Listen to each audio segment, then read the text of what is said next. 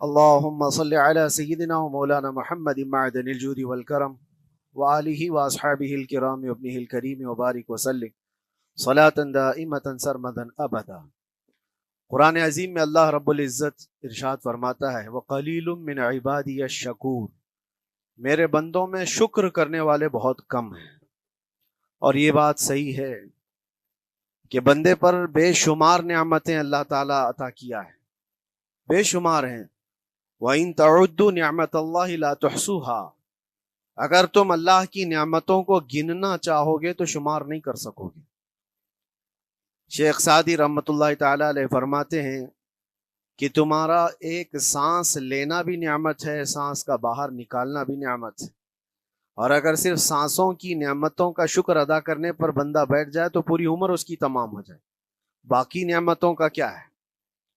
بے شمار نعمتوں سے نوازا ہے اللہ تعالیٰ نے، لیکن انسان کی فطرت میں یہ بھی ہے کہ کبھی ایک چیز کی کمی محسوس ہوتی ہے تو وہ واویلا مچاتا ہے، بہت شور کرتا ہے کہ مجھے یہ تکلیف ہوئی وہ تکلیف ہوئی۔ اس کے صحت کے زمانے کو وہ یاد نہیں کرتا، مصیبت کے زمانے کو بہت جلدی یاد کرتا ہے۔ اسی لیے شکر گزار بندے بہت کم ہیں۔ عادت یہ ڈال لیں جب مصیبت آئے، کوئی تکلیف آئے تو ہمارے اندر یہ احساس پیدا ہو جائے کہ میرے گناہ اس سے بھی بڑی مصیبت کے لائق تھے، اللہ نے کم مصیبت عطا کی۔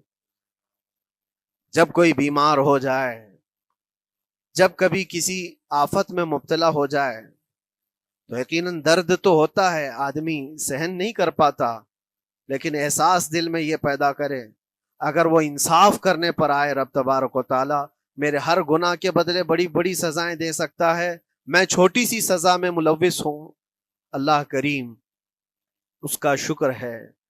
اسی طرح سے میرے عزیزو ایک بات میں آپ کو بتاتا ہوں، خاص طور پر ہمارے قید کے زمانے میں بہت سارے ایسے قیدی جیل کے اندر جانے کے بعد ان کے حالات ایسے ہو جاتے ہیں، وہ نا امید اور مایوس ہو کر کفریہ جملے بکنے لگ جاتے ہیں۔